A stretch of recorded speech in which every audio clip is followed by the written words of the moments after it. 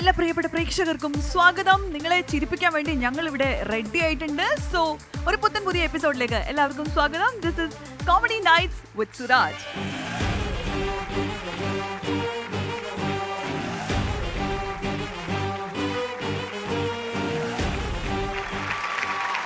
ഇനി വച്ച് താമസിപ്പിക്കുന്ന അങ്ങ് തുടങ്ങിയാലോ? ഞാനിന്ന് ചേട്ടനോട് പറയാൻ വേണ്ടിട്ട് ഒരു വിശേഷം കണ്ടുപിടിച്ചോണ്ടായിരുന്നു. ഞാനിന്ന് പറയാൻ പോകുന്നൊരു ജോലിയെ കുറിച്ചാണ്. ഈ ജോലിയുടെ കാര്യം കേട്ട് കഴിഞ്ഞാൽ സുരാജ് ചേട്ടൻ ഉറപ്പായിട്ട് ചിരി വരും. എന്നാന്ന് പറഞ്ഞ് ചിരിക്കൂ നോക്കട്ടെ. കെട്ടിപ്പിടിക്കുക, പൈസ മേടിക്കുക. കട്ടിപ്പൂടി കട്ടിപ്പൂടിടാ കണ്ണാള കണ്ടപ്പടി കട്ടിപ്പൂടിടാ. ചിരിച്ചില്ല. അത് ജോലിയായിട്ടോ? ചുമ്മാല്ല, അങ്ങനെയാണ് ഞാൻ സിനിമ നിർത്തിയിട്ട് അതിന് പോകും. ചേട്ടനെ അതല്ല ചേട്ടാ, ഇത് അമേരിക്കയില് വാഷിംഗ്ടണിലെ ഒരു സ്ത്രീ അവർ ഒരുപാട് ജോലി അന്വേഷിച്ച് നടന്നു. എന്നിട്ട് അവർക്ക് അതൊന്നും ഇഷ്ടപ്പെട്ടില്ല, ഇതൊന്നും അങ്ങോട്ടൊരു സന്തോഷം കൊടുക്കുന്നില്ല. അപ്പോഴവർ വിചാരിച്ചേ ഇതുപോലെ സന്തോഷമില്ലാത്ത ഒരുപാട് ആളുകളുണ്ട്. അവർക്ക് കമ്മ്യൂണിക്കേറ്റ് ചെയ്യാനോ അവർക്ക് ചിലപ്പോൾ എനിക്ക് കരയാൻ ഒരു തോള് കിട്ടിയിരുന്നെങ്കിൽ എന്നൊക്കെ നമ്മൾ ചിലപ്പോൾ പറയില്ലേ. അപ്പോൾ അങ്ങനെ നമുക്കൊരു ഫീൽ കൊടുക്കാൻ പറ്റിയ ഒരു ആളില്ലാത്ത ഒരുപാട് പേരുണ്ട്. അപ്പോൾ അവർക്ക് വേണ്ടിയിട്ടാണ് അവർ ഈ ഒരു പ്രൊഫഷൻ തുടങ്ങി വെച്ചത്. ഇതിപ്പോൾ വേറെ പലരും ചെയ്യുന്നുണ്ടെന്നാണ് അറിഞ്ഞത്. ഹഗ് ചെയ്യാം, നമുക്ക് അപ്പോയിൻമെന്റ് എടുക്കാം, നമുക്ക് ചെന്നിട്ട് അവരെ ഹഗ് ചെയ്യാം. എത്ര നേരം വേണമെങ്കിലും ഇങ്ങനെ ഹഗ് ചെയ്ത് നിൽക്കാം. ഓക്കെ, വെറുതെ ഒന്നുമല്ല, ഒരു മണിക്കൂറിന് 6000 രൂപ കൊടുക്കേണ്ടി വരും. 6000 രൂപയെ? ഞാൻ വിചാരിക്കുന്നത് നമ്മുടെ ശ്വേതാ മേനോനും രഞ്ജിനി ഹരിദാസും ഇത് അറിഞ്ഞില്ലേ? അല്ല ചേട്ടാ, നമ്മൾ ശരിക്കും ഒരാളെ ഹഗ് ചെയ്യുമ്പോൾ നമ്മുടെ ശരീരത്തിൽ ഒരുപാട് ഗുഡ് ഹോർമോൺസ് പ്രൊഡ്യൂസ് ചെയ്യും. അത് നമുക്കൊരു സന്തോഷം തരും. ഈ സ്പർശനം എന്ന് പറയുന്നത് വളരെ പോസിറ്റീവായിട്ടുള്ള ഒരു കാര്യമാണ്. ടച്ച് എന്ന് പറയുന്ന ഒരു മാജിക് ആണ്. അപ്പം ഹഗ് ചെയ്യുന്നത് എന്തുകൊണ്ടും വളരെ പോസിറ്റീവായിട്ടുള്ളൊരു കാര്യമാണ്. അല്ല, അതിങ്ങനെ സംസാരത്തിൽ മാത്രം പോരാ, പ്രവൃത്തിയിലും ആവാം. സുരാജേട്ടൻ അല്ലെങ്കിൽ തന്നെ കുറച്ച് പോസിറ്റീവ് ഹോർമോൺ കൂടുതലാണ്. അതുകൊണ്ട് നമുക്ക് ഇപ്പൊ ഹഗ് ചെയ്യേണ്ട ആവശ്യമില്ല. നമുക്ക് കുറച്ച് ചിരിക്കാം, ചിരിപ്പിക്കാം. അതുപോലെ ഓക്കെ, റെഡി. ഷാഫി സാർ സംവിധാനം ചെയ്യുന്ന ചിൽഡ്രൻസ് പാർക്ക് എന്ന റിലീസാകാൻ പോകുന്ന ഒരു മൂവിയുണ്ട്. അപ്പോൾ അതിന്റെ വിശേഷങ്ങൾ പങ്കുവയ്ക്കാനായിട്ട് കുറഞ്ഞത് 5-6 പേര് റെഡിയായിട്ട് നിൽക്കുകയാണ്. Hi children, come on.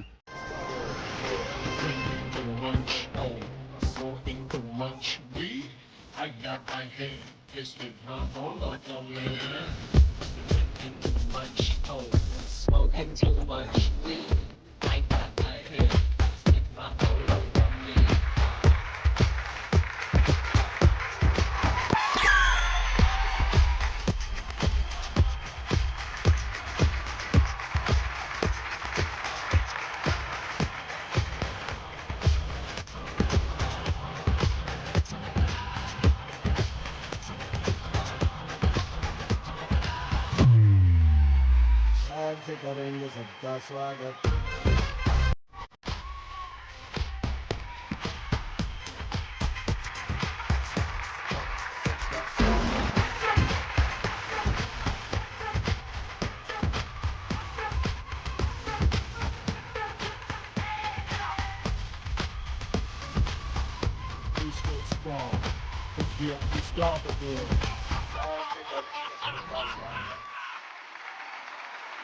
നമ്മുടെ പ്രിയപ്പെട്ട ഷാഫി സാറ് സംവിധാനം ചെയ്ത ചിൽഡ്രൻസ് പാർക്ക് എന്ന സിനിമയുടെ വിശേഷങ്ങൾ പങ്കുവയ്ക്കുവാനാണ് ഇവിടെ ഇത്രയും താരനിരകൾ എത്തിയിരിക്കുന്നത്. നമ്മുടെ സൗമ്യ, അതുപോലെ തന്നെ ഉണ്ണികൃഷ്ണൻ, മാനസ, ധ്രുവൻ. ഉണ്ണികൃഷ്ണൻ എന്ന് മാത്രം പറഞ്ഞപ്പോൾ അതെന്റെ അച്ഛനാണ്. അതെന്റെ അച്ഛനാണ്, എന്റെ പേര് പറ. വിഷ്ണു, ഉണ്ണികൃഷ്ണൻ, മാനസ, ധ്രുവൻ, പിന്നെ ഗായത്രി സുരേഷ്. പിന്നെ ഒരാളും കൂടെ ഉണ്ട്, പക്ഷെ എത്തിയിട്ടില്ല, നമ്മുടെ ഷറഫ്. ഇവർ 3 നായകന്മാരാണ് ഇതിനകത്തുള്ളത്. 3 നായികമാരും ഉണ്ട്. അപ്പൊ അതിന്റെ വിശേഷങ്ങളും കൊണ്ട് പറഞ്ഞാട്ടെ. ചിൽഡ്രൻസ് പാർക്കിലെ കുട്ടികൾ നിങ്ങളാണോ? ചിൽഡ്രൻസ് പാർക്ക് എന്നുള്ള പേര് അപ്പൊ നമ്മൾ വിചാരിച്ചു ചിൽഡ്രൻസ് പാർക്കിലെ താരങ്ങളാണ് വരുന്നത്. അപ്പൊ നമ്മളെല്ലാരും ഈ ഒരു സൈസിലുള്ള ആളുകളാണ് വിചാരിച്ചത്. അപ്പൊ നിങ്ങളൊക്കെ ഇങ്ങനെ ആ സൈസിലുള്ള 2 പേരില്ലേ? അപ്പൊ പറയൂ, എന്താണ് ഈ പാർക്കിലെ വിശേഷങ്ങൾ? പാർക്കിലെ വിശേഷം എന്ന് പറഞ്ഞാൽ ഇതിന്റെ സ്ക്രിപ്റ്റ് റാഫി സാറാണ്. അതാണ് മറ്റൊരു ഹൈലൈറ്റ്. റാഫി സാറിന് തിരക്കഥ, സംവിധാനം നമ്മുടെ സ്വന്തം ഷാഫി സാർ. ഇനി പറഞ്ഞു. അപ്പൊ പുള്ളി എഴുതുന്ന പടമാണെന്ന് പറയുമ്പോ തന്നെ ഇപ്പൊ 2 കൺട്രീസ് കഴിഞ്ഞിട്ട് ഷാഫി സാറും റാഫി സാറും കൂടി ഒരുമിച്ച് ചെയ്യുന്ന സിനിമയാണ്. അത് തന്നെയാണ് ഇതിന്റെ ഏറ്റവും വലിയ അട്രാക്ഷൻ. ആ പടം നമുക്ക് ചെയ്താലോ എന്ന് സാറ് ചോദിച്ചപ്പോ തന്നെ എന്റെ കണ്ണിൽ പറ്റിയ ബൾബ് കത്തി. ഇതിലെങ്ങനെ ഈ കുട്ടികൾ കടന്നു വന്നത്? ചിൽഡ്രൻസ് പാർക്ക് എന്ന് പറയുന്ന ഒരു ഓർഫണേജ് ആണ്. അവിടെ ഉണ്ടാവണ കുറെ സംഭവങ്ങളും ഒക്കെയാണ് ഈ സിനിമയുടെ. എന്നാലും കഥ അങ്ങോട്ട് പറയാൻ ഉണ്ണിക്ക് എന്തോ സസ്പെൻസ് ആണ്. പറഞ്ഞിട്ട് അങ്ങോട്ട് ചെന്ന് കഴിഞ്ഞാൽ എന്നെ ഓടിക്കും പുള്ളി. ഓക്കെ, ധ്രുവൻ, ക്യൂൻ എന്ന സിനിമയിലെ നായകനായിരുന്നു. നമുക്കെല്ലാവർക്കും അറിയാം. എനിക്ക് ക്യൂൻ നല്ല ഇഷ്ടപ്പെട്ടൊരു പടമാണ്. രണ്ടാമത്തെ ചിത്രമാണ് ഷാഫി സാറിൻ്റെ കയ്യിൽ നിന്ന് പെട്ടത്. അതെ. എങ്ങനെ ഉണ്ടായിരുന്നു? വേറൊരു സ്കൂളിൽ ചെന്ന് പഠിക്കണ പോലെ ഉണ്ടായിരുന്നു. ഭയങ്കര രസമായിരുന്നു. കോമഡി എന്ന് പറഞ്ഞു കഴിഞ്ഞാൽ എങ്ങനെയാ പ്രസന്റ് ചെയ്യണം, ഏത് ടൈമിംഗ് ആണ്, അതൊന്നും അറിയണ്ടായിരുന്നില്ല. ഇവരും ഷാഫിക്കൊക്കെ ഭയങ്കരമായിട്ട് ഹെൽപ്പ് ചെയ്തിട്ടുണ്ടായിരുന്നു. എങ്ങനെ പറയണം, ചില സാധനങ്ങൾ ഒറ്റ ശ്വാസത്തിൽ തന്നെ പറഞ്ഞ് തീർക്കണം, അത് അല്ലെങ്കിൽ ആ ടൈമിൽ സ്പോട്ടിൽ കൊടുക്കണം. അങ്ങനത്തെ സാധനങ്ങളൊക്കെ ഭയങ്കര രാജാക്കന്മാരാണ് റാഫി സാറ്, ഷാഫി സാറ്. പറയൂ സൗമ്യ, സൗമ്യയുടെ ആദ്യ ചിത്രമാണോ? അല്ല, ആദ്യം കിനാവള്ളിയായിരുന്നു. പക്ഷെ അതിന് മുമ്പ് പറയേണ്ടത് സൗമ്യനെ മലയാളികൾക്കൊക്കെ ഫെമിലിയർ ആയിട്ടുള്ളത് ആ ഒരു പാട്ടിലൂടെയാണ്. പണ്ട് റിലീസ് ആയിട്ടുള്ള വണ്ണാത്തി എന്നുള്ള ആ ഒരു ആൽബം സോങ് എല്ലാവർക്കും ഭയങ്കര ഫെമിലിയർ ആയിട്ടുള്ളൊരു സോങ് ആണ്. അപ്പൊ അതിൽ കൂടെയാണ് സൗമ്യയുടെ മുഖം മലയാളികൾക്ക് സുപരിചിതമായത്. ഞാനൊക്കെ ഫാനായിരുന്നു. ആ മീൻസ് വണ്ണാത്തി ആൽബം ഞാനൊക്കെ അന്ന് എനിക്ക് തോന്നുന്നു 3-ലോ 4-ലോ ഒറ്റ പഠിക്കുമ്പോൾ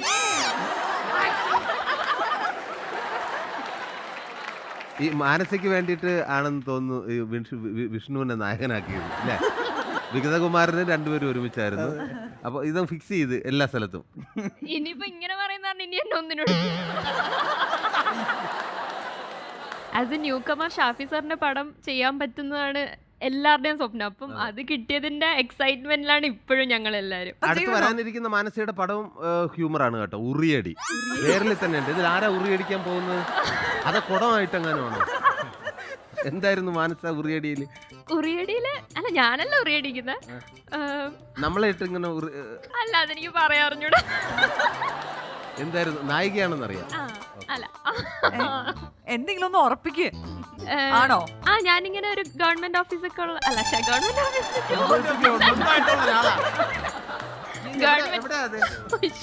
ട്രിവാൻഡ്രത്ത് ഇങ്ങനെ പോലീസ് എന്താണ് പോലീസ് ക്വാർട്ടേഴ്സിൽ നടക്കുന്ന ഒരു റോബറിനെ ബേസ് ചെയ്തിട്ട് പോകുന്ന സ്റ്റോറിയാ. മിസ് കേരള 2014 എന്ത് ചെയ്യുന്നു? സുഖാണോ? സുഖം. എന്ത് ചെയ്യുന്നു? ഞാൻ ചിൽഡ്രൻസ് പാർക്കിൽ. അല്ല, ഞാൻ കരുതി ലിപ്സ്റ്റിക്കിൽ എന്തോ തിന്നുകൊണ്ടിരിക്കുകയാണ്. ഒരു കുട്ടിയുടെ അമ്മയായിട്ടാണ് സുരാജേട്ടാ. ആഹാ, കുട്ടിയുടെ അമ്മ. അങ്ങനെ ഒരു വ്യത്യാസം. പിന്നെ സാരിയാണ് മൊത്തം കോസ്റ്റ്യൂം, ആ ഒരു വ്യത്യാസം ഉണ്ട്. ചേട്ടാ ചുരുക്കി പറഞ്ഞ അമ്മ വേഷം ചെയ്യാനുള്ള ധൈര്യം കാണിച്ചു. അതന്നെ. അങ്ങനെ പറയൂ.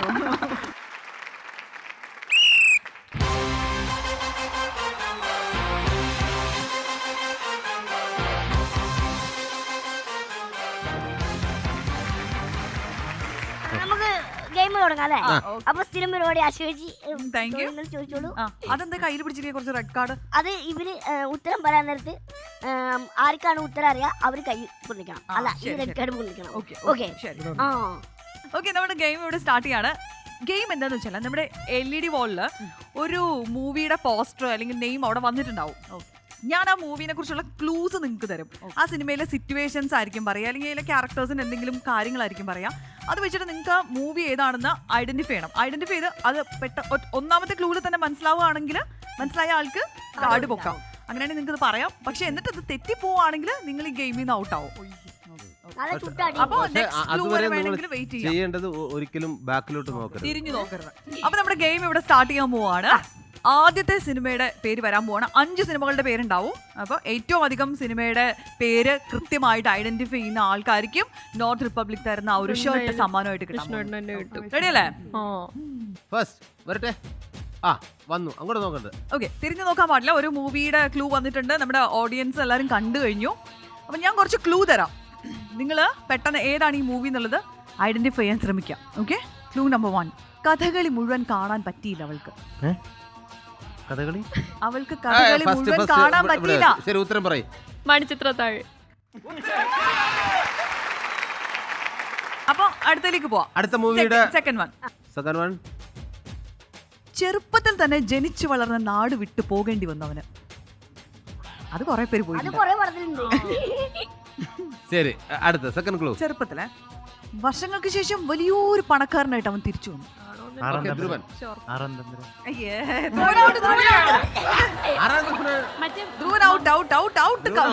കംപ്ലീറ്റ്ലി പറയുന്നു. അച്ഛനെ കൊന്നവർക്കെതിരെ പ്രതികാരം ചെയ്യാൻ തീരുമാനിച്ചു.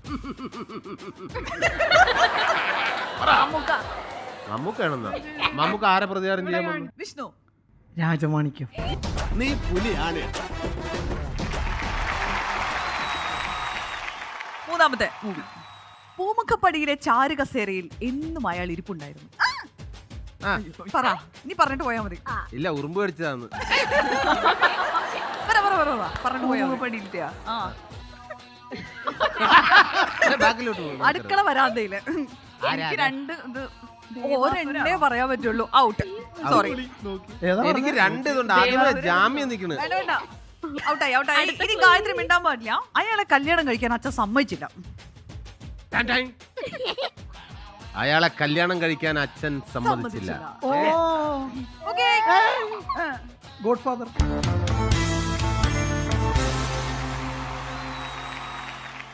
അടുത്തത് 4th one. വേലക്കാരി ആയിരുന്നാലും നീ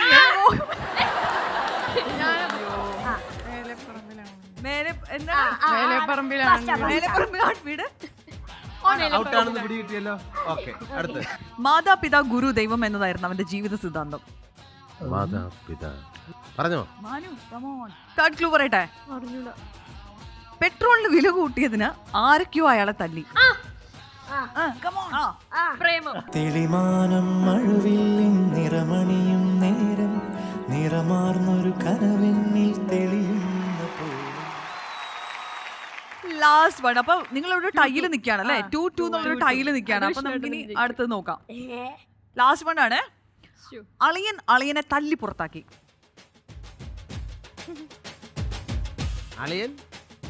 അളിയനെ തല്ലി പുറത്താക്കി. അടുത്തത്. ഉസിലാമ്പട്ടി സ്റ്റേഷനിൽ പച്ച സിഗ്നൽ കാണിച്ച് ലോകം ഒരുപാട് കണ്ടു. വിഷ്ണുവേട്ടനെ കിട്ടുള്ളൂ കൂടി ഇവിടെ അടുത്ത ക്ലൂ പോവാം. അയാളുടെ ദാഹം ആർക്കും മനസ്സിലാക്കാൻ സാധിച്ചില്ല. ഒരു ക്ലൂ കൂടി കിട്ടിയാ നോക്കാം. ഇത് കിട്ടിയ എന്തായാലും പറയും. ഓക്കെ. വെടിയുണ്ടകൾക്ക് നേരെ വിരിമാർ കാണിക്കാൻ അയാൾ ആഹ്വാനം ചെയ്തു. അയ്യോ, എനിക്ക് പേരറിയില്ല ഇവിടത്തെ. സന്ദേശം. നമ്മുടെ വിഷ്ണു ഉണ്ണികൃഷ്ണൻ വിജയിച്ചിരിക്കുകയാണ്. നോർത്ത് റിപ്പബ്ലിക് തരുന്ന ആ ഒരു ഷർട്ട്. വിഷ്ണു സൈസ് ആണോ അറിയില്ല. സൈസ് അല്ലെങ്കിൽ എനിക്ക് ഒന്ന് കിട്ടാം.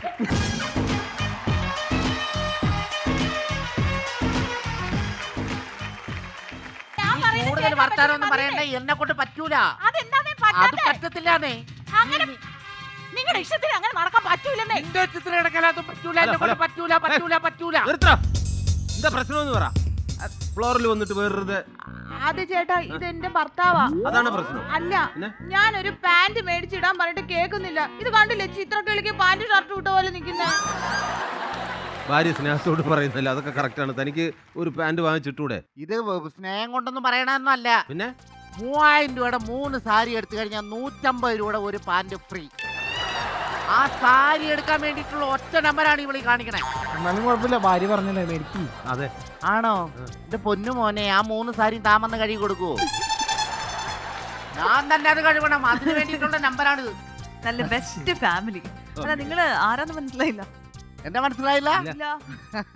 ഞാൻ വസ്ത്രാലങ്കാരകൻ.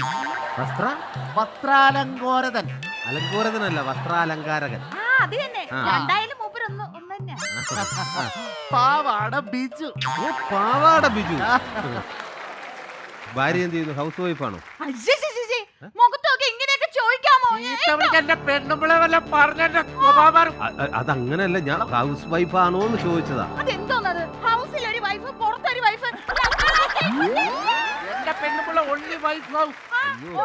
ജോലി വല്ലതും ഉണ്ടോന്ന് ചോദിച്ചാ. അത് മലയാളത്തിൽ ചോദിച്ചാ പോരെ. ഇവള് വിചാരിച്ച സുരാജിന്റെ ഷേപ്പ് വരെ മാറ്റിക്കടേ. ഭാര്യ എന്തോ ഗുണ്ടയാ? അതല്ല, ഭയങ്കര ബ്രൂട്ടീഷ്യനല്ലേ?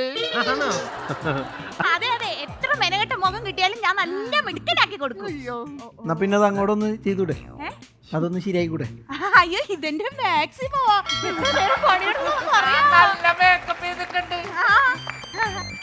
ഹലോ,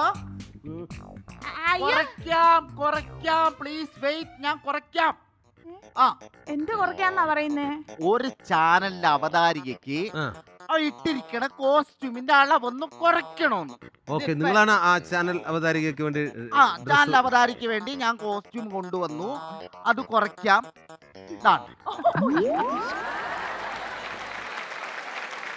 ഇതൊക്കെ അവർക്ക് വലിയ ഡ്രസ്സാണെന്നേ. കുട്ടികളുടെ പരിപാടിയാണോ? അല്ല, പിന്നെ വലിയ പ്രൊഫഷണൽ റിയാലിറ്റി ഷോ ചെയ്യണം പറയണ്ട, മനസ്സിലായി. അവതാരികമാർ. ഉടുപ്പ് എത്ര നേരമായെന്നറിയോ വെട്ടിക്കുറ തുടങ്ങിയിട്ട്? പക്ഷേ ഞാൻ അശ്വതിയെ കുറിച്ചല്ല പറഞ്ഞത്. അതെനിക്കറിയാലോ. അശ്വതിക്ക് പറ്റിയ ഡ്രസ് എന്ന് പറഞ്ഞാൽ നല്ല ഒന്നാന്തര സാരി, നല്ല ചുരിദാറുമല്ലേ? അതുണ്ടോ? കയ്യിലുണ്ടോ? ഉണ്ടോ? എന്തൊക്കെ വേണം? സിൽക്കിന്റെ സാരി ഉണ്ടോ? സിൽക്കിന്റെ സാരി ഉണ്ടോ? ഷക്കീലയുടെ ഒരു ഫ്രോക്ക് ഉണ്ട്, വേണോ? ഈ ഡ്രസ്സിംഗ് എന്ന് പറയുന്നത് ശരിക്കും പേഴ്സണാലിറ്റിയുടെ ഒരു ഭാഗമാണ്. കറക്റ്റ്. അതെ, എന്നെ കണ്ടില്ലേ? ആര് കണ്ടാലും ഒന്ന് നോക്കും. ഒറ്റ പ്രാവശ്യം നോക്കൂ. ആ ഏരിയയിലോട്ട് ആരും വരില്ല. ചേട്ടാ എന്നെ നോക്കിയേ, എങ്ങനെയുണ്ട്? നിങ്ങളെന്ന് പറയുന്നത് ശരിക്കും ഒരു ഗിഫ്റ്റ് പോലെയാണ്. കേട്ടാടി പറയണേ. ഗിഫ്റ്റ് എന്ന് പറഞ്ഞാൽ നമ്മളെ കല്യാണത്തിനും മറ്റേ വീട് പാലയച്ചനൊക്കെ ഓരോരുത്തർ ഗിഫ്റ്റ് കൊണ്ടുവരും. അപ്പൊ പൊതിഞ്ഞ് വർണ്ണ കടലാസൊക്കെ കൊണ്ട് അത് കാണാൻ നല്ല ഭംഗിയായിരിക്കും. അത് ഇങ്ങനെ നമ്മളെ പൊട്ടിക്കാനും ഭയങ്കര രസമാണ്. ഇങ്ങനെ ഓരോന്നായിട്ട് പൊളിച്ച് അകത്ത് ചെല്ലുമ്പോഴത്തേനും ഒരു പുല്ലും കാണില്ല.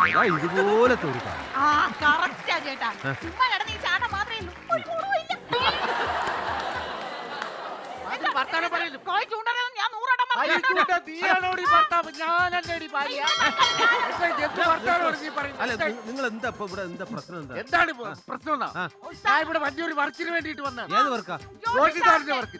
ജോഷി സാറിന്റെ വർക്ക്? ജോഷി സാറിന്റെ ഏത് സിനിമ നടക്കുന്നു ഇപ്പൊ? ജോഷി സാറിന്റെ സിനിമയല്ല, ജോഷി സാറിന്റെ നാടകം. ജോഷി സാറിന്റെ നാടകമോ? അതേ നാടകം ചെയ്തു തുടങ്ങിയ സിനിമാ സംവിധായകൻ ജോഷി സാറല്ല, പിന്നെ കരകുളം ജോഷി, പ്രശസ്ത നാടക സംവിധായകൻ. ഞാനാണ് അതിന്റെ മെയിൻ കോസ്റ്റ്യൂമർ, മേക്കപ്പ് ബ്രൂട്ടീഷ്യൻ.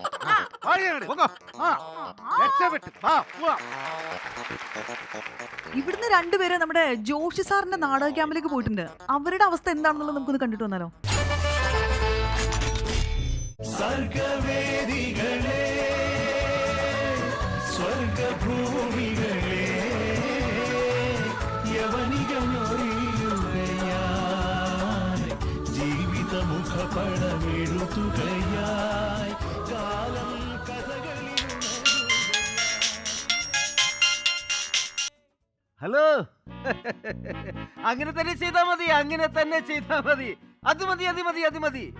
എന്താ ഞാൻ തന്നെ വന്ന് ഡയറക്റ്റ് ചെയ്യണമെന്നോ? എന്താ മനുഷ്യൻ നിങ്ങൾ ഇങ്ങനെ പറയുന്നത്? എന്റെ സമിതിയുടെ പ്രാക്ടീസ് ഇവിടെ നടക്കില്ലേ? അവരെ വിട്ടിട്ട് ഞാൻ എങ്ങനെ അവിടെ വരും? കഴിയില്ല.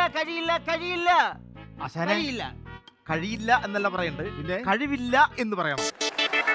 അതിന് നിന്നെ സംവിധാനം ചെയ്യാൻ വിളിച്ചതല്ല, എന്നെ സംവിധാനം വിളിച്ചതാണ് അവര്. ഏത് സമിതിയിലേക്ക്? എടാ, കാഞ്ഞിരപ്പള്ളിയിലുള്ള ഒരു സമിതിക്ക് ഞാനൊരു നാടകം എഴുതി കൊടുത്തില്ലായിരുന്നു? ഈ നാടകം തിരിച്ചു വരില്ല, അതാണ് അതിന്റെ പേര്. ആശാന നാടകമല്ലേ? നാടകം കഴിഞ്ഞ് ജീവനോട് തിരിച്ചു വന്നാ ഭാഗ്യം. എന്റെ സമിതിയിൽ വന്ന് എന്നെ മ്ലേച്ഛമായ രീതിയിൽ സംസാരിക്കുന്ന നിനക്ക് എന്റെ മൂവിയിൽ വേഷമില്ലടാ, വേഷമില്ല നിനക്ക്, വേഷമില്ല. അടിപൊളി കർക്കശക്കാരൻ മുതലാളി. ഞാനിപ്പോ നിന്നെ വഴക്ക് പറഞ്ഞതാണ്. ആയിക്കോട്ടെ, പക്ഷെ എന്റെ മുന്നിൽ നിൽക്കുന്ന ആരാണെന്ന് അറിയുമോ? 2 വർഷം മുമ്പ് അങ്ങ് എഴുതിയ ഒരു നാടകമില്ലേ, ആ കാലിനും കണ്ണില്ലേ, അതിലെ കർക്കശക്കാരൻ മുതലാളി എന്റെ മുന്നിൽ നിൽക്കുന്നത്. ആണോ? എന്തൊരു എഴുത്തായിരുന്നത്! സത്യം പറഞ്ഞാൽ ഞാനത് 3 രാത്രി കൊണ്ട് എഴുതി ഉണ്ടാക്കിയ ഒരു നാടകമാണത്. സത്യം. പക്ഷെ എനിക്ക് ഒറ്റ സങ്കടം മാത്രമേ ഉള്ളൂ. എന്താ മോനെ അത്? ആ നാടകം നമ്മൾ ഒരു രാത്രി പോലും കളിച്ചില്ലോ എന്നുള്ള സങ്കടം. അതെ, നിനക്കിതിന്റെ അത് വേഷമില്ലടാ. നീ അതും ഇതും പറഞ്ഞോണ്ടിരിക്കാതെ നാടകത്തിലെ ഡയലോഗ് കൃത്യമായിട്ട് പറയാൻ നോക്കടാ. പറഞ്ഞ നാടകത്തിലെ ഡയലോഗ് നാടകത്തിന്റെ ഡയലോഗ് പറയുമ്പോൾ അന്നേരെ തിലകം കളിച്ച് ബപ്പ പേടിക്കുകയാണ്. ഇവിടെ വൃത്തിയായിട്ട് പറഞ്ഞാലല്ലേ ഇതിൽ അഭിനയിക്കാൻ പറ്റുള്ളൂ. തട്ടേക്കറിന്റെ നാടകമല്ലേ ഇത്? ഞാൻ നാടകത്തിലെ ഡയലോഗ് ഞാൻ പഠിച്ചിട്ടുണ്ട്, പക്ഷെ ഡയലോഗ് ഞാൻ പറയണമെങ്കിൽ ആശാന്റെ ഒരു ശിക്ഷണം വേണം. ആശാൻ ഡയലോഗ് ഇങ്ങനെ പറയുമ്പോ അതിന്റെ ഒരു മോഡുലേഷൻ, അതൊരു വല്ലാത്തൊരു ശരിയാണ്. എന്റെ ഒരു കൈപ്പുണ്യ പതിൽ കിടന്ന് കളിക്കുന്നുണ്ട്, സത്യമാണ്. ഡയലോഗ് ഞാൻ പറഞ്ഞു തരാം, നീ കേട്ടോളൂ. ആകാശത്തിലെ പറവകൾ വിതയ്ക്കുന്നില്ല, കൊയ്യുന്നില്ല, അവർ കളപ്പുരയിൽ നിറച്ചു വെക്കുന്നില്ല. നാടാകെ തൂറ് നശിപ്പിക്കുന്നേ ഉള്ളൂ. കൺമണി പെൺമണിയിൽ കാർത്തിക പൊൻകണിയിൽ ആരോ കളിരോ ആരാരോ കന്നി തനിയേ കണ്ണിൻ കുളിരേ മുത്തേ. അതെ, ഞാനാണ് ഇതിന്റെ സംവിധായകനും കഥാരചിതും. അതെല്ലാവർക്കും അറിയാമല്ലോ. ഈ ഇരിക്കുന്ന സാധനം എന്റെ തലയിലാണ് വേണ്ടത്. അത് ഒരു ഇങ്ങ് തരൂ. തരത്തില്ല. അഹങ്കാരമാണോ അതോ ജാടയാണോ നിനക്ക്? അല്ല, പറ്റില്ല, തരാൻ പറ്റില്ല. അതെന്താ നിനക്ക് തരാൻ പറ്റാത്തത്? ഡോക്ടർ പറഞ്ഞിട്ടുണ്ട് സ്റ്റിച്ച് അടിക്കാതെ ഈ കെട്ടെടുക്കാൻ പാടില്ലെന്ന്. അങ്ങനെ എടുത്താൽ മുറുകിനകത്ത് പൊടി കയറും, നമ്മൾ ഇന്നലെ കാണുമ്പോ ഇന്നൊരു കുഴപ്പമൊന്നുണ്ട്. എന്താ സംഭവിച്ചില്ലായിരുന്നു? ഇന്നലെ ഇവിടുന്ന് പോകുന്നിടം വരെ എനിക്ക് ഒരു കുഴപ്പമില്ലായിരുന്നു. ഇന്നലെ 9 മണിക്ക് ഒരു നാടക സമിതിയുടെ കൂടെ ഒരു ഗസ്റ്റ് റോൾ അഭിനയിക്കാൻ പോകേണ്ടി വന്നു. എന്തായിരുന്നു റോള്? ഒരു പാവപ്പെട്ട ഊമയുടെ വേഷമായിരുന്നു. ഒരു ഊമയായി അഭിനയിച്ച് നിനക്ക് 8 സ്റ്റിച്ച് കിട്ടിയെങ്കിൽ നീ വർത്താനം പറഞ്ഞ് അഭിനയിച്ചിരുന്നെങ്കിൽ നീ ഭൂമിയിൽ കാണത്തില്ലായിരുന്നല്ലോടാ. ചുമ്മാ അതും പറഞ്ഞോണ്ടിരിക്കാൻ റിഹേഴ്സൽ കൊടുത്ത് സോങ് നടക്കണ്ടേ? റിഹേഴ്സൽ നടക്കാൻ പറ്റൂല. എന്താണ്? നടി വന്നിട്ടില്ല. കാട്ടാക്കാട് രമ്യ വന്നിട്ടില്ല. അവള് കുറച്ചു നേരം ലേറ്റ് ആകുമെന്ന് എന്നെ ഫോൺ ചെയ്ത് പറഞ്ഞിരുന്നു. എന്ത് കഷ്ടമാണിത്! നിങ്ങൾ എന്താണ് വിചാരിച്ചിരിക്കുന്നത്? ഞാൻ ആപ്പയിപ്പ് നടനാണെന്നാണോ വിചാരിക്കുന്നത്? പിന്നെ ഈ കാട്ടാക്കട രമ ഇവിടെ കിടക്കുന്നു. ഈ സംസ്ഥാന അവാർഡ് ജേതാവ് ഈ ഹൃദയഭാനു ഇവിടെ കിടക്കുന്നു. നിനക്ക് എന്നാണ് സംസ്ഥാന അവാർഡ് കിട്ടിയത്? എന്നാലും കിട്ടുമെന്നുള്ള പ്രതീക്ഷയിലാണ്. അത് തെറ്റിക്കരുത് കേട്ടോ.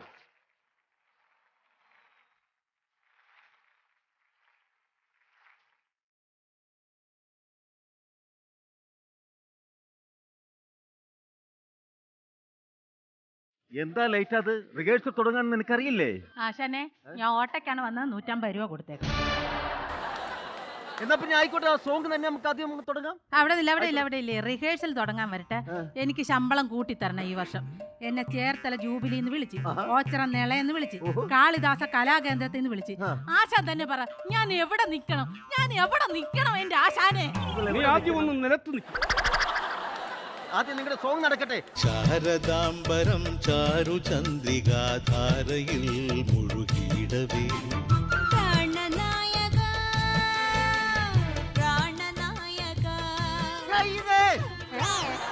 എന്താ ഇത്?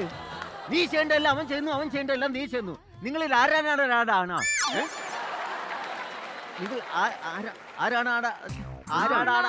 ആണാരാണ് പെണ്ണാണ്? അതാണ് ഞാൻ ചോദിച്ചത്. ആരാണ്?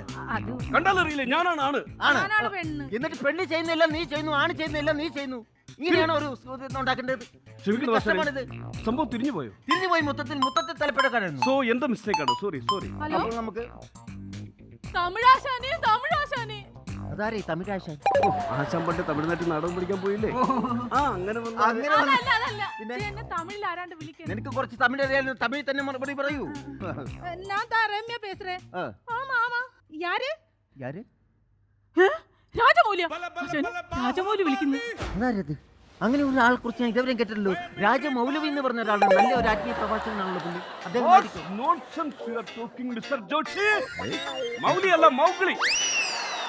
ബാലരമയൊന്നും വായിക്കാറില്ല അല്ലേ? മൗഗ്ലിയാണല്ലേ? അതാണ് ഉദ്ദേശിച്ചത്. ബാഹുബലിയുടെ ഡയറക്ടർ രാജമൗലി സാർ. അവരെന്തിനാ നിന്നെ വിളിക്കുന്നത്? ചോദിക്കേ. ബാഹുബലി 3 ഷീറ്റാ. ആശാനെ, അങ്ങേർക്കിന്റെ ഷീറ്റ് വേണമെന്ന്. ചതിയാണിത്. സ്വന്തമായിട്ടൊരു ഷീറ്റ് പോലും ഇല്ലാത്തവൻ നിന്നെ അങ്ങോട്ട് വിളിക്കുന്നത് എന്തിനാണെന്ന് നിനക്ക് മനസ്സിലായി? നീ ചതിയിൽപ്പെടും കുട്ടി, ചതിയിൽപ്പെടും നീ. ഞാൻ ചോദിക്കട്ടെ, എത്തന 2.5 വർഷം? ആശാനെ, 2.5 വർഷത്തേക്ക് ഞാൻ ഫ്രീ ആകുമെന്ന്. ആശാനെ, നമുക്കിനി എന്നാ നാടകം ഉള്ളത്? സത്യമുള്ളത്, നമുക്കിനി എന്നാ നാടകം ഉള്ളത്? നമുക്കിനി എന്നാണ് നാടകം ഉള്ളത്? നമുക്കില്ലല്ലോ. നീ 2 വർഷം കയറിയേറ്റോ? അപ്പൊ 2 വർഷം. ആശാനെ, പേയ്മെന്റ് എത്ര വേണോ? സിനിമയാണ്, ഒരു വിട്ടുവീഴ്ചയ്ക്ക് നിൽക്കരുത്. ഇവിടെ കിട്ടുന്നതിന്റെ ഡബിൾ ചോദിച്ചോ? കേട്ടിയടിച്ചു. 250 പറയട്ടാ. 250 പറയാം. അത് മാത്രം പോരാ, കട്ടൻ കാപ്പിയും ബോണ്ടായും. അത് നിന്റെ വലിപ്പത്തിലുള്ള ബോണ്ടായും വേണമെന്ന് പറയണം. ലോഡ്ജിന്റെ കാര്യം എങ്ങനെയാണ്? വേറെ എന്ത് കിട്ടിയില്ലെങ്കിലും ലോഡ്ജ് നിനക്ക് കിട്ടിയിരിക്കും. 5 വേണം കേട്ടാ. 4 ഉള്ളെന്ന്. അതെ, 5 തന്നെ വേണം കേട്ടാ. ഇവിടുന്ന് അത്ര ദൂരം വന്നല്ലേ, എനിക്ക് മുതലാവൂല. അതുകൊണ്ടാണ്. 5 തരാന്നാ. 5 കോടിയാ.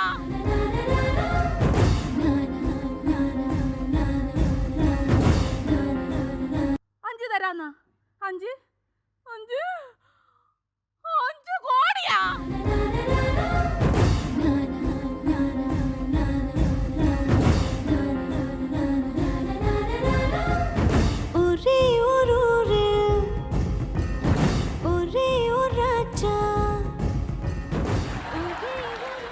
$5 കോടി എന്ന് പറഞ്ഞപ്പോൾ അവിടെ കിഴിയാകപ്പാടെ കൂടിപ്പോയില്ലോ. എണീറ്റടി അടി ചക്കപ്പോത്തെ എണീരു. എനിക്കെന്താണ് പറ്റിയത്? അഹങ്കാരം തലയ്ക്ക് പിടിച്ചപ്പോൾ ചെറിയൊരു തലകറക്കം, അത്രേ ഉള്ളൂ. വേറെ പ്രശ്നമൊന്നുമില്ല. എനിക്കെന്താണ്? മിസ്റ്റർ ജോഷി,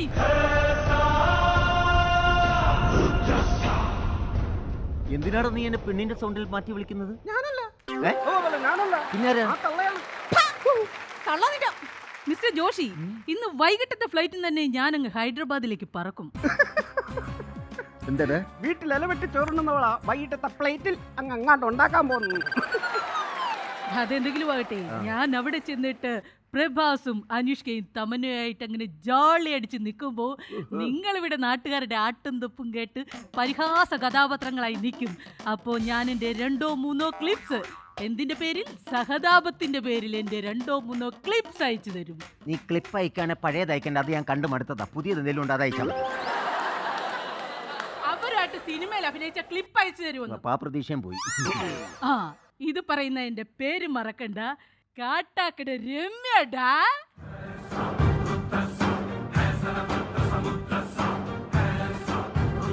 ഒരാൾ വിളിച്ചതേ ഉള്ളൂ, അപ്പോൾ അവളുടെ ജാട ഇങ്ങോട്ട് തുടങ്ങി. എന്നാലും അവളുടെ ഒരു സമയമേ. അതെ അതെ അതെ.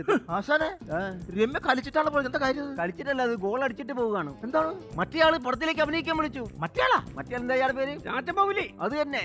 തെലുങ്കിലേക്കാ? മറ്റേ 3-ാം ഭാഗം. ഇനി എന്ത് വരും? 5 കോടി രൂപയാണ് ഓഫർ ചെയ്തിരിക്കുന്നത്. 2.5 വർഷം കഴിഞ്ഞ് തിരിച്ചു വരുള്ളൂ. അപ്പൊ നമുക്ക് നടിയില്ല. അതാണ് പ്രശ്നം. ഞാൻ ഇനി ഒരു നടി എവിടെ പോയി ഉണ്ടാക്കും?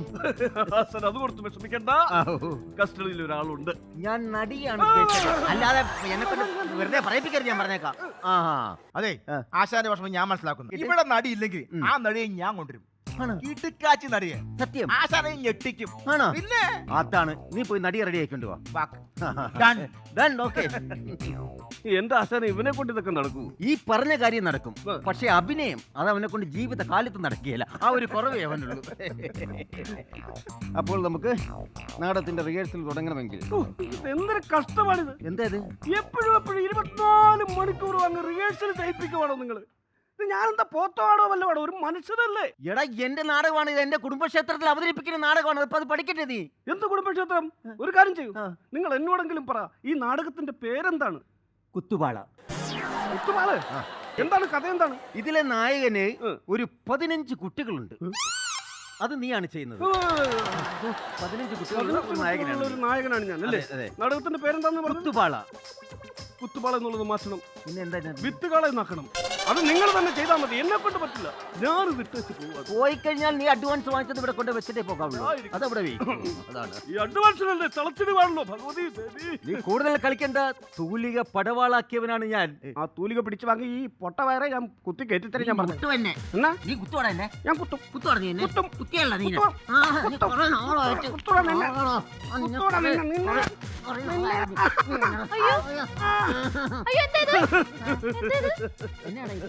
ഇത് അടുത്ത വർഷത്തെ നാടകത്തിന്റെ റിഹേഴ്സലാണ്. വിക്രമാദിത്യനും വേതാളും. ഇതാണ് വേതാളം.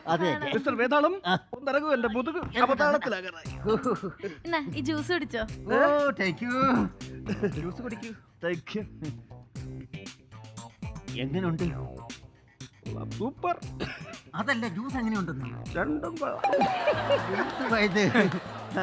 എന്തിയേ? എന്ത്? അല്ല, നടിയെ കൊണ്ടുവരുന്നു പറഞ്ഞിട്ട് എന്തി? നടി വന്നല്ലോ. എവിടെ? ഞങ്ങൾ കണ്ടില്ല. ഇതല്ല നടി, ഞാൻ നേരത്തെ കയറ്റി വിട്ടതല്ലേ. ഇതാ നടിയാ? ബാധ്യത ഒഴിവാക്കുകയാണ്. ബാല്യന്ദ്രമേനോൻ ശോഭനയെ കൊണ്ടിരിക്കുന്നു. മണിരത്നം ശ്രീദേവിയെ കൊണ്ടുപോകുന്ന വേണ്ട, വെറുതെ പുച്ഛിച്ചിട്ട് കാര്യമില്ല. അവളുടെ കഴിവ് എന്താണെന്നുണ്ടെങ്കിൽ അവൾ അഭിനയിപ്പിച്ച് നോക്കണം. അങ്ങനെയാണെങ്കിൽ നിങ്ങൾ തമ്മിലുള്ള ആ സോങ് ഒന്ന് ഫൈറ്റ് നോക്കിയേ. ആ സോങ് ഒന്ന് കളിച്ചു നോക്കൂ. റിഹേഴ്സൽ ആണോ? ആ റിഹേഴ്സലാണ്. റിഹേഴ്സലാണ് ഇവിടെ മസ്റ്റ്. ഓളക്കയ്യിൽ നീരാടി ഓലത്തുമ്പിൽ ചാഞ്ചാടി തത്തിച്ചിണങ്ങി മുത്തിക്കുണങ്ങി എത്തിത്തരക്കാത്തേവാ കൊഞ്ചിക്കുഴഞ്ഞാടാതെ. നിർത്തടാ. ഇതെന്നാ നീ പാലാഴി കടയുവാണോ? ഇതെന്തുവാണ് കാട്ടിക്കൂട്ടുന്നത്?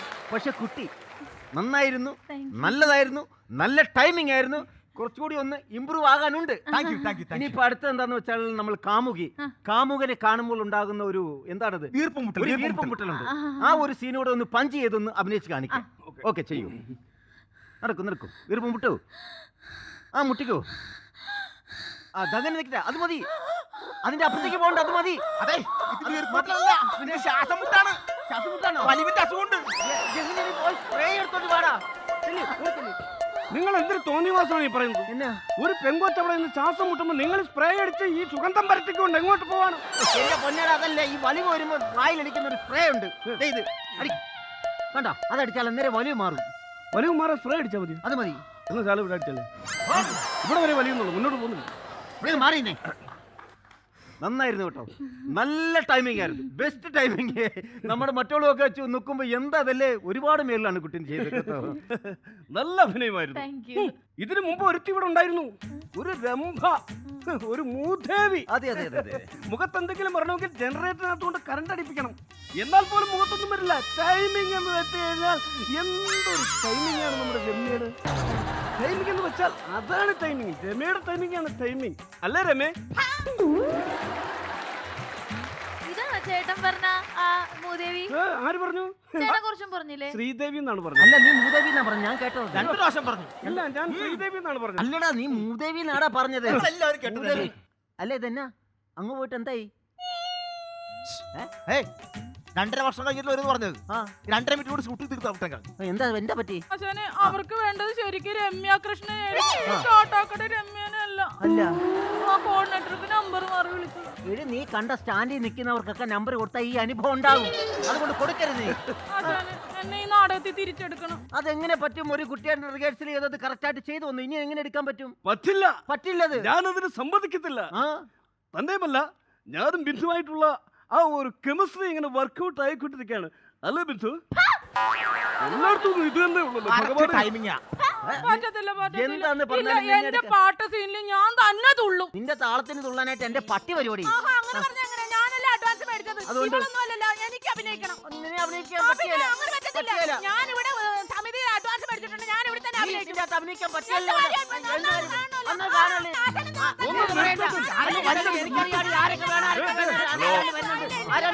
അപ്പൊ ഈ ഡയലോഗാണ് നമ്മൾ ക്ലൈമാക്സിൽ അടിക്കുന്നത്. ഇത് അടിച്ചാൽ മാത്രമേ ഓഡിയൻസ് അവിടെ ഇരിക്കുള്ളൂ, എന്നാലും നമ്മുടെ നാടകം മുമ്പോട്ട് പോവുള്ളൂ. താങ്കളാണോ ഈ കരകുളം ജോഷി? അയ്യോ, ഞാനല്ലേ, ഇതാ നിൽക്കുന്ന ആ ജടാധാരിയാണ്. നാടകമൊക്കെ എങ്ങനെ പോകുന്നു? വരുന്നു, അതുവഴി തന്നെ തിരിച്ചു പോകുന്നു. അത് ഈ നാടകത്തിലെ ഡയലോഗ് അല്ലെന്ന് മറ്റേതിലാണ് സ്വപ്ന സുന്ദരി, അതിന്റെ അകത്തെ ഡയലോഗ് ക്ലൈമാക്സ് പറയേണ്ടത്. അവൻ അതിൽ റൈറ്റ് ഒന്ന് പറഞ്ഞു നോക്കുക. ഞങ്ങള് ലാക്കൂർ ക്ഷേത്രത്തിൽ നിന്ന് വരികയാണ്. ലാക്കൂർ നമ്മൾ കളിച്ചാണല്ലോ ഹൈ റേഞ്ചിലുള്ളത്.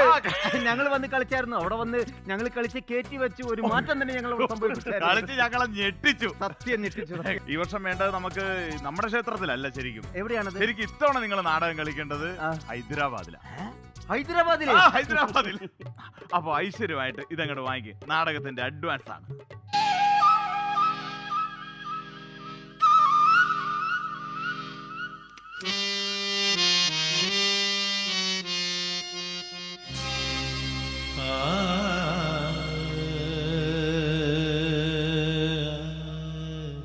ഇതെന്താ സംഭവം? ആദ്യമായിട്ടാണ് ഒരു അഡ്വാൻസ് എന്റെ കയ്യിൽ നേരിട്ട് തരുന്നത്, അതിന്റെ ഒരു ആഹ്ലാദ കണ്ണീരാണ്. അപ്പോൾ ഞങ്ങൾ 25-ാം തീയതി ഹൈദരാബാദിൽ, അവിടെ ഞങ്ങളുടെ ഫാൻസുകൾ തന്നെ ആയിരിക്കുമല്ലോ അല്ലേ? അല്ല, ഹിന്ദിക്കാരുടെ മുമ്പിലാണെങ്കിൽ പറയണേ, ഞങ്ങൾ ഇതിന്റെ തന്നെ ഹിന്ദി ചെയ്യുന്നുണ്ട് അല്ലേടാ?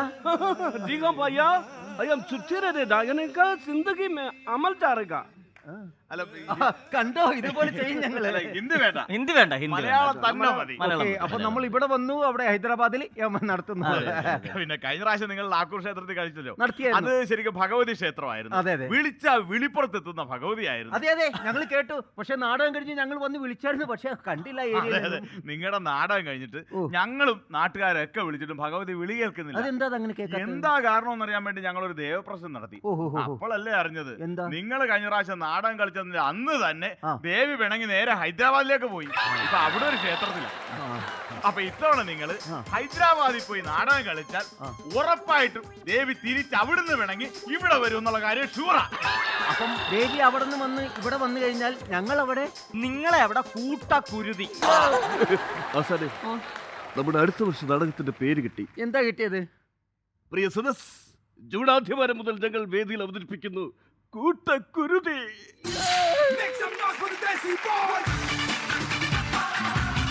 നിങ്ങൾ എല്ലാവരും യങ്സ്റ്റേഴ്സാണ്, അടിപൊളിയായിട്ടായിരിക്കും ആ ലൊക്കേഷൻ. പിന്നെ ഷാഫി സാറും കൂടെ കൂടുമ്പോൾ ഫുൾ ചിരിയായിരിക്കും.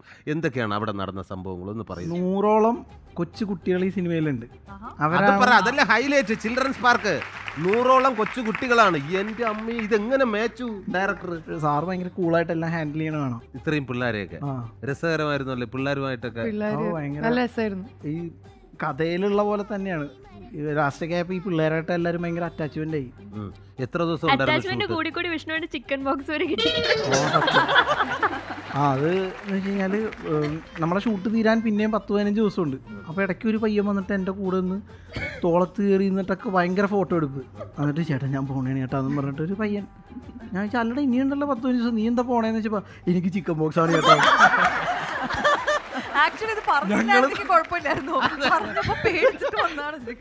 ഞങ്ങൾ തമാശയായിട്ട് എടുത്തു. പക്ഷെ ഒരു 10-12 ദിവസം കഴിഞ്ഞപ്പോഴത്തേക്കും എനിക്ക് ചിക്കൻ ബോക്സ്. അല്ല ഇപ്പൊ ചിക്കൻ ബോക്സ് മാറിയോ? കുന്തിരിക്ക് എനിക്ക് ഇഷ്ടമാണ് എന്ന് വെച്ചാൽ അതിന്റെ മൂട്ടിലിട്ട് പോയിക്കരുത് കേട്ടോ. പലരുടെ വിചാരം ധ്രുവന്റെ ഫസ്റ്റ് മൂവി ക്യൂനാണെന്ന് വിചാരമുണ്ടോ? പക്ഷെ അങ്ങനെയല്ല. അങ്ങനെയല്ല. അതിനു മുമ്പേ ലൈഫ് ഓഫ് പൈല് പുലിയായിട്ടാണ്. ധ്രുവന് ഒരു സിംഹത്തിന്റെ ഫിഗർ ഉണ്ട്. മുടിയൊക്കെ ഒതുക്കിയതാണ്. അല്ലാണ്ട് നമ്മൾ നോക്കുമ്പോ ചിലപ്പോ സിംഹം ഫസ്റ്റ് പടം നമ്മുടെ ലിസമ്മയുടെ വീട് എന്ന് പറയുന്ന പടത്തിലാണ്. ബാബു ജനാർദ്ദൻ സാറിന്റെ പടത്തില് ചെറിയൊരു വേഷം. ഒരു ഇങ്ങനെ നിൽക്കുമ്പോഴേക്കും പോകും. ഷാഫി സാറ് ധ്രുവനോട് പറഞ്ഞേ എന്തെങ്കിലും പറയുമ്പോഴൊക്കെ ധ്രുവൻ ഓ ആണോ എന്നൊക്കെ ചോദിക്കുമ്പോഴത്തേക്കും എടാ ഇത്ര പാവോ വരുത്, സിനിമയിൽ കുറച്ചൊക്കെ വിളവത്തരം വേണമെന്ന് പറഞ്ഞപ്പോ ധ്രുവൻ ഞാൻ വിളവനാ.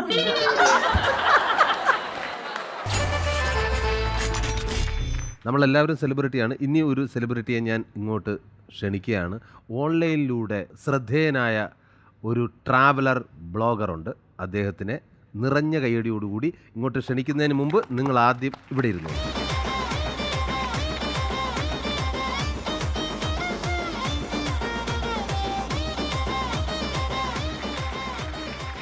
നമ്മുടെ സ്റ്റാർ ഓൺലൈൻ എന്ന സെഗ്മെന്റിലേക്ക് ഇന്ന് എത്താൻ പോകുന്നതും അതുപോലെ വളരെ പോപ്പുലർ ആയിട്ടുള്ളൊരു വ്യക്തിയാണ്. പ്രത്യേകിച്ച് യാത്രകൾ ഇഷ്ടപ്പെടുന്ന എല്ലാ മലയാളികൾക്കും ഇദ്ദേഹം സുപരിചിതനാണ്. നമുക്ക് വേദിയിലേക്ക് സ്വാഗതം ചെയ്യാം മിസ്റ്റർ സുജിത് ഭക്തൻ.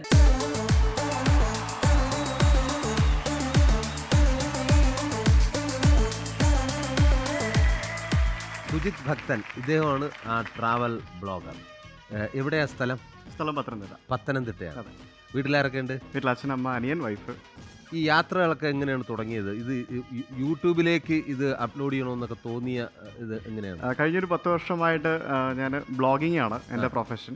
ആനവണ്ടിയിലാണ് തുടങ്ങിയത്. ആനവണ്ടി എന്ന് പറഞ്ഞൊരു വെബ്സൈറ്റ് ഒക്കെ ഉണ്ടായിരുന്നു. അതിനുശേഷം ഇപ്പോൾ കഴിഞ്ഞ 2 വർഷമായിട്ടാണ് ട്രാവൽ വ്ളോഗിങ് തുടങ്ങിയത്. യാത്രകൾ ധാരാളം ചെയ്യുമായിരുന്നു. ഒരു പാഷനായിരുന്നു ട്രാവലിംഗ്. അപ്പോൾ ആ ഒരു പാഷനെ എങ്ങനെ ഒരു പ്രൊഫഷനാക്കി മാറ്റാം എന്നുള്ളൊരു ചിന്ത മനസ്സിൽ വന്ന് അങ്ങനെയാണ് വ്ളോഗിങ് ഐഡിയാസ് കിട്ടിയിട്ട് ഇതിലേക്ക് വന്നത്. ഇപ്പോൾ കഴിഞ്ഞ 2 വർഷമായിട്ട് ടെക് ട്രാവലീറ്റ് എന്ന് പറഞ്ഞ പേരിൽ മലയാളത്തിലുള്ള ട്രാവൽ വീഡിയോസ് ചെയ്യുന്നു. ട്രാവൽ വ്ളോഗുകളാണ് ചെയ്യുന്നത്. നമുക്ക് ഈ പറഞ്ഞ പോലെ മേക്കപ്പും ടച്ചപ്പും കാര്യങ്ങളും ലൈറ്റും ഒന്നും വേണ്ട. നമുക്ക് എല്ലാം ഇതിനകത്താണ്. എപ്പോഴും ക്യാമറ കയ്യിലുണ്ടാവും. അതെ, ക്യാമറ കയ്യിലുണ്ടാവും. ട്രാവലിംഗ് ഒരു പാഷൻ ആയതുകൊണ്ട് വീട്ടുകാരും നാട്ടുകാരും ആദ്യമൊക്കെ ചോദിച്ചുകൊണ്ടിരുന്നത് എനിക്ക് വല്ല പണിക്കും പോയിക്കോട്ടെ എന്നൊക്കെ നാട്ടുകാരാണ് ഏറ്റവും കൂടുതൽ ചോദിച്ചുകൊണ്ടിരുന്നത്.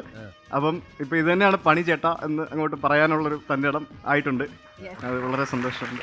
മാത്രമല്ല ഇപ്പൊ റീസെന്റ് ആണ് കല്യാണം കഴിച്ചത്. ഇപ്പൊ വൈഫും കൂടെ യാത്രയ്ക്ക് ഇറങ്ങി തിരിച്ചിട്ടുണ്ട്. ഞങ്ങൾ രണ്ടാളും കൂടെയാണ് ഇപ്പൊ യാത്ര ചെയ്യുന്നത്. ഈ യാത്ര ചെയ്യാൻ പാഷൻ ഉള്ള ഒരാളെ നോക്കി കല്യാണം കഴിച്ചാണോ? അങ്ങനെയല്ല. പെണ്ണാണാൻ പോയപ്പോൾ ആദ്യം ചോദിച്ചത് ഇതാണ്, യാത്ര ചെയ്യാൻ ബുദ്ധിമുട്ടുണ്ടോ, ട്രാവൽ ചെയ്യുമ്പോൾ ഛർദ്ദിക്കുമോ എന്നൊക്കെയാണ് ആദ്യം ചോദിച്ചത്. പിന്നെ തീർച്ചയായും നമുക്കിപ്പോ തന്നെ ഒരു വ്ളോഗ് ചെയ്തോളാം. നമസ്കാരം, ടെക് ട്രാവലീറ്റിന്റെ മറ്റൊരു വ്ളോഗിലേക്ക് സ്വാഗതം. ഞാനിപ്പോൾ ഇവിടെ ഉള്ളത് സി കേരളം ചാനലിലെ കോമഡി നൈറ്റ് വിത്ത് സുരാജ് എന്ന ഷോയുടെ സ്റ്റേജിലാണ്. നമ്മളോടൊപ്പം ചേരുന്നു നമ്മുടെ പ്രിയപ്പെട്ട സുരാജ് ഏട്ടൻ, ഒപ്പം ഷോയുടെ ആങ്കറായ അശ്വതി. പിന്നെ കുറേയധികം സ്റ്റാർസ് അവിടെ ഉണ്ട്, പിന്നെ പ്രേക്ഷകർ, അങ്ങനെ മൊത്തത്തിൽ കുറേ ആളുകളുണ്ട്. അപ്പോൾ എന്തായാലും സുരാജേട്ടൻ, ഞാൻ ഈ പ്രോഗ്രാമിന് അതിഥിയായി വിളിച്ചതിൽ വളരെയധികം സന്തോഷമുണ്ട്. ഇതൊരു പുതിയ ഷോയാണ്. ഈ ഷോയുടെ ഷൂട്ടിന് വന്ന ഇവിടുത്തെ കുറച്ച് ബിഹൈൻഡ് ദ സീൻസ് ഒക്കെ ഞാൻ ഈ വീഡിയോയിൽ നിങ്ങളെ കാണിക്കുന്നുണ്ട്. അപ്പം ബാക്കി സംഭവങ്ങളൊക്കെ ഒരു വ്ളോഗായിട്ട് ഈ പ്രോഗ്രാം ടെലികാസ്റ്റ് ചെയ്ത് തന്നെ തൊട്ടടുത്ത ദിവസം ഉച്ചയ്ക്ക് 12 മണിക്ക് എൻ്റെ ചാനലിൽ കാണാം. Okay, thank you. സുരേട്ടനോട് ഞാൻ ഒരു ചോദ്യം ചോദിച്ചോട്ടെ? ചോദിച്ചോളൂ. ജീവിതത്തിൽ നടത്തിയ യാത്രയിൽ മറക്കാനാകാത്ത അല്ലെങ്കിൽ രസകരമായിട്ടുള്ള ഏതെങ്കിലും ഒരു അനുഭവം ഉണ്ടെങ്കിൽ എല്ലാവരുമായിട്ടൊന്ന് ഷെയർ ചെയ്യാം. രസകരമല്ല, ഞാൻ ഞെട്ടിയ ഒരു സംഭവം പറയാം. അതായത് ഉഗാണ്ടയിൽ ഒരു ഷോയ്ക്ക് വേണ്ടി പോയി. ഉഗാണ്ട ഞാനും പിന്നെ ഒരു ഗായികയൊക്കെ ഉണ്ടായിരുന്നു. ഞാൻ പോയത് ഫാമിലി ആയിട്ടാണ്, ഞാൻ, വൈഫ്, മകൻ എല്ലാവരും കൂടെ പോയി. രാത്രി ഒരു ഹോട്ടലിലാണ് താമസം. അവിടെ കാടിന് അകത്തുള്ളൊരു സ്ഥലമാണ്, ഒരു നല്ല പോഷ് ഹോട്ടലാണ്. അപ്പോൾ അവിടെ വന്ന് നമ്മളെല്ലാം കഴിഞ്ഞിട്ട് ട്രാവലും കഴിഞ്ഞിട്ട് നേരെ ഞാനും വൈഫും മോനുമായിട്ടൊക്കെ വന്നപ്പോൾ ഇതിൻ്റെ സെൻട്രലായിട്ട് ഒരു ഒതുങ്ങിയ സ്ഥലത്തായിട്ട് അവിടുത്തെ ട്രഡീഷണൽ ഡാൻസ്, അത് വേറെ ആർക്കോ വേണ്ടിയിട്ട് ഒരു 2-3 പേര്, ഒരു കറമ്പുണ്ട്, പിന്നെ ഒരു ലേഡി അവിടെ ഇരിക്കുന്നുണ്ട്. അപ്പോൾ ഫോട്ടോസ് ഇങ്ങനെ എടുത്തുകൊണ്ടിരിക്കണം. അപ്പോൾ ഞാൻ വിചാരിച്ചു അത് കൊള്ളാലോ, മറ്റേ ഇലയൊക്കെ വെച്ച് കെട്ടിയിട്ട് അവർക്ക് വേണ്ടിയിട്ട് അതുപോലെ ഒരു പരിപാടി നടക്കുന്നു. അപ്പോൾ ഞാൻ ക്യാമറ മാറ്റിട്ട് അതാരോ ആണ് കേട്ടോ ആ പെണ്ണിൻ്റെ അടുത്ത് നിന്ന് ചറപറ ഫോട്ടോ എടുക്കുന്നത്. നീ അങ്ങോട്ട് മാറിക്കോ, ഇതാ വരുന്നെന്ന് പറഞ്ഞിട്ട് ഞാനും മോനും കൂടെ അവിടെ ഇങ്ങനെ കളിച്ച് ഇങ്ങനെ നടക്കുകയാണ്. അപ്പോൾ ഞാനും മോനും കൂടെ നേരെ അതിൻ്റെ അടുത്ത് നിന്നിട്ട് ഞാനും ഇങ്ങനെ കളിച്ചിട്ട് മറ്റേ അവിടെ ഒരു കറമ്പ ഉണ്ടായിരുന്നു, ആളുടെ ഞാൻ പറഞ്ഞു എക്സ്ക്യൂസ് മീ എന്ന് പറഞ്ഞിട്ട് പിടിച്ച് മാറ്റിയിട്ട് ഞാൻ ആ പെണ്ണിൻ്റെ അടുത്ത് ഇരുന്നിട്ട് ഒരു ഫോട്ടോ എടുത്ത്. ഇത് സെലിബ്രിറ്റി അല്ലേ, സെലിബ്രിറ്റി ആണെന്നാണ് എനിക്ക് തോന്നിയത്. എല്ലാവരും വന്ന് ഫോട്ടോ ഒക്കെ എടുക്കണം. അങ്ങനെ പുള്ളി ഓക്കെ ഇങ്ങനെ മാറി. പിന്നീട് നോക്കിയപ്പോൾ ഞാൻ അതും കഴിഞ്ഞിട്ട് ഫോട്ടോ എടുത്തിട്ട് ഇങ്ങനെ നോക്കിയപ്പോൾ എല്ലാ ആൾക്കാരും ഇങ്ങനെ നോക്കുകയാണ് ആ സ്ഥലത്ത്. വൈഫ് അപ്പുറത്ത് നിന്ന് ഇങ്ങോട്ട് വാ, ഞാനൊരു ചേട്ടാ അത് ആരാന്നറിയാം? ഞാൻ പറഞ്ഞു ഇല്ല. ചേട്ടൻ പിടിച്ചു മാറ്റി ആരാന്ന് കണ്ടില്ലേ? ഇല്ല. ബ്രെയിൻ ലാറയാണ് മനുഷ്യ, brain Lara, cricket brain Lara ആയിരുന്നു. ഞാൻ പിടിച്ചു മാറ്റിയിട്ട് അവൻ്റെ വൈഫുമായിട്ട് ഫോട്ടോ എടുത്തു. കോമഡി നൈറ്റ്സ് വിത്ത് സുരാജ് എന്ന നമ്മുടെ ഈ ഒരു ഷോയിലേക്ക് വന്നതിന് ഒരുപാട് സന്തോഷം. അപ്പോൾ അതിൻ്റെ ഒരു ഓർമ്മയ്ക്ക് വേണ്ടിയിട്ട് നമ്മുടെ ഒരു ചെറിയ സ്നേഹോപഹാരം.